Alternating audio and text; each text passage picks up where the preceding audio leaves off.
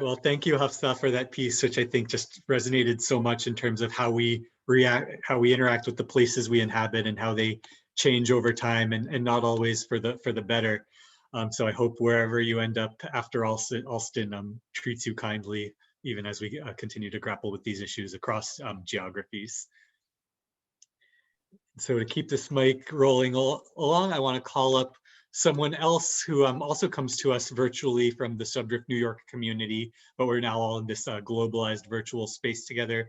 This person often brings all sorts of interesting comedic stylings to the table. So I'm interested to hear what he has to share with us tonight. So give a warm virtual welcome to Taha, everybody, as he comes on up to tell us what's up. Hello, everyone. Can you hear me okay? Yes, Mariah Fisher, thank you. Thank you, Kyle. Okay, so, okay, this was hard to, to be the first not serious person. But, okay, this is, I don't know why I'm going with this first thing, but just in the spirit of raising awareness, do you all know what else happens on Friday nights at 8 p.m.?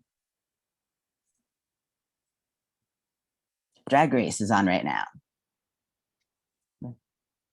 I'm not saying that having a mic during Drag Race is homophobic, but it's not homophobic.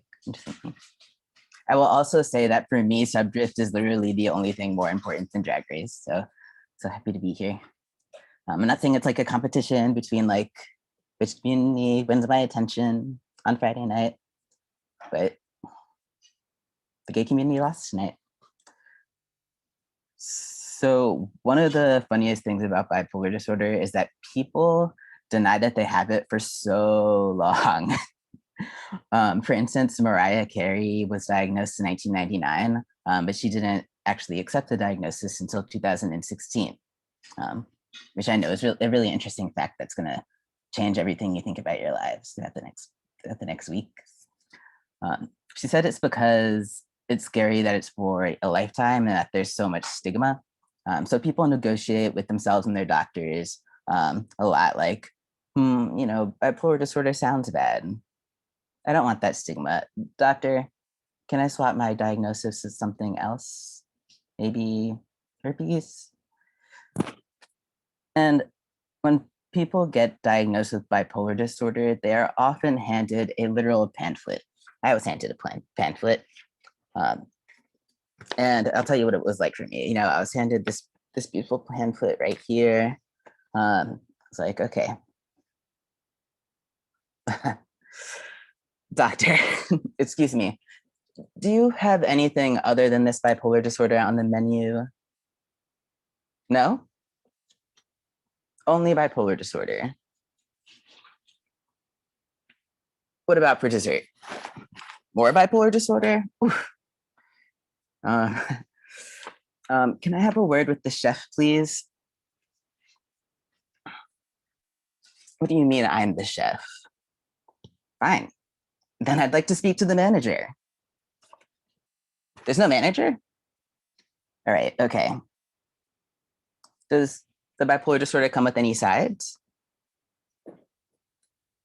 Anxiety and a salad. Like a Caesar salad, arugula, pharmaceutical. You know what, I don't really like salads anyways. Can I swap my salad for a cocktail? Great, finally we're getting somewhere. What kind of cocktails do you have? Med cocktails. So is that like cocktails from the Mediterranean region?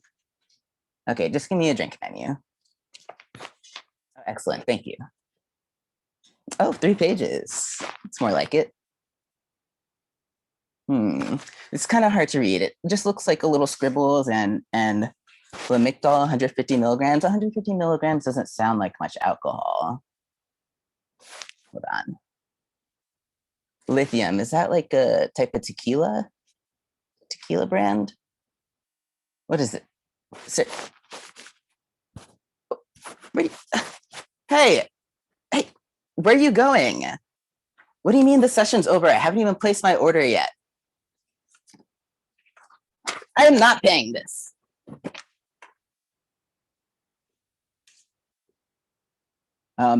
And sometimes it's stunning to me how people can just flat out deny an illness that can be so obvious to others.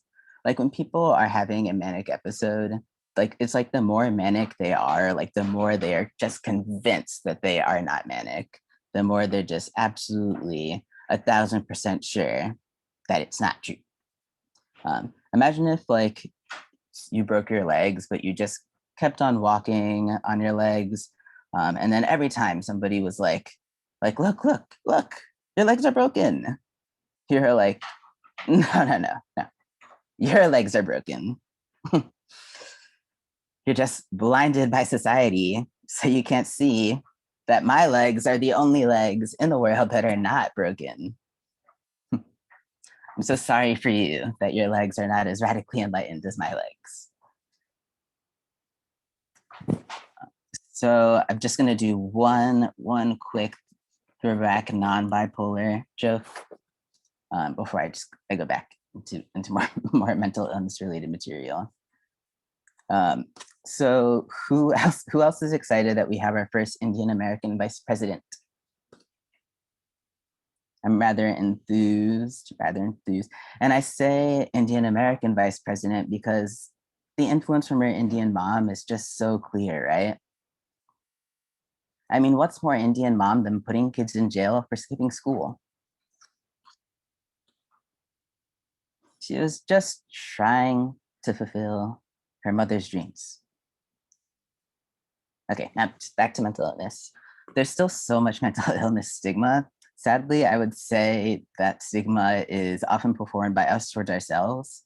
Like, say, my mom, for instance. After so much time, she's finally just now recently accepted that she's an alcoholic. She's admitted it to herself, and I want to be happy about it and stuff. But I still have that like question, like about the next steps. Does this mean that she'll accept her other three mental illnesses? Or are we just going to do like one at a time? Because that sounds lengthy and expensive. Is there a facility that can treat all four mental illnesses at a wholesale price? We could all just say we're going on a family vacation. We could be each other's alibi, you know? And my two best friends' moms are also just seeking therapy for the first time and first started getting treatment. And I suggest this: if you want to run a successful intervention on your parents, follow the 4 cardinal rules of hunting. Number 1, wait for the right moment. Since the pandemic has really dragged on, we must strike now while they're weak and vulnerable. Number 2, trap them, meaning bring all of the emotional blackmail you possibly can, corner them. If you don't have a child, grandchild, you can cut them off from, or like a marriage at stake. I mean, don't even go there. Just come prepared, okay? Number 3, always eat something beforehand because interventions do tend to run over time. And number 4, leave your pity at home and stick to your guns.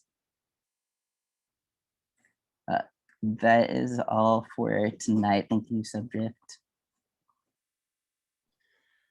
Thank you, Taha. We always appreciate how you speak to these heavy issues with a light touch. Someone mentioned that in the comments, and I think we're all waiting for the full one man show. So we'll look forward to your Broadway debut one of these days. Someone has said in the chat, we'll say that we knew you before you were famous or something to that effect. So I hope you won't forget us when you move on to the bigger stage. So keep it coming for Taha in the chat, everybody.